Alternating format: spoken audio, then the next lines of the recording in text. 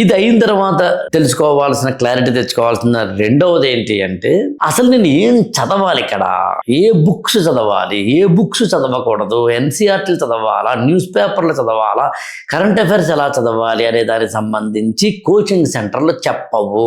Coaching సెంటర్ల యొక్క route wear. ఇప్పుడు మనం ఏదైనా ఒక రోగం వస్తే అల్లోపతికి వెళ్ళినప్పుడు అల్లోపతి రూట్ వేరు. అల్లోపతిలో to the best of my knowledge నేనేమి అల్లోపతిని తక్కువ చేయట్లేదు, కానీ వేసుకున్న ప్రతి ఒక్క మెడిసిన్కి సైడ్ ఎఫెక్ట్ ఉంటుంది. ఆయుర్వేదంలో కూడా చాలా మంది తెలియదు యాక్చువల్గా సైడ్ ఎఫెక్ట్ అంటారు దాని అంతే తేడా. ఆయుర్వేదంలో కూడా మీరు కొన్ని మందులు వేసుకున్న తర్వాత వేడెక్కుతుంది బాడీ, లేదా చల్లబడుతుంది. అలా ఇక్కడ కూడా సివిల్ సర్వీసెస్ లో కోచింగ్ సెంటర్లు చెప్పడం ఏంటో నువ్వు తెలుసుకుని అలాంటి వాటిలో ఒకటి, నాకు ఐఏఎస్ అవ్వాలంటే ఏ బుక్స్ చదవాలో ఏ బుక్స్ చదవకూడదో ముందు నాకు క్లారిటీ ఉండాలి. వాళ్ళెవరో కోచింగ్ సెంటర్లో చెప్పేదానికి కాదు. ఐఏఎస్ ఫర్ ఆల్ ఛానల్ని సబ్స్క్రైబ్ చేసుకోండి, లైక్ చేయండి, షేర్ చేయండి.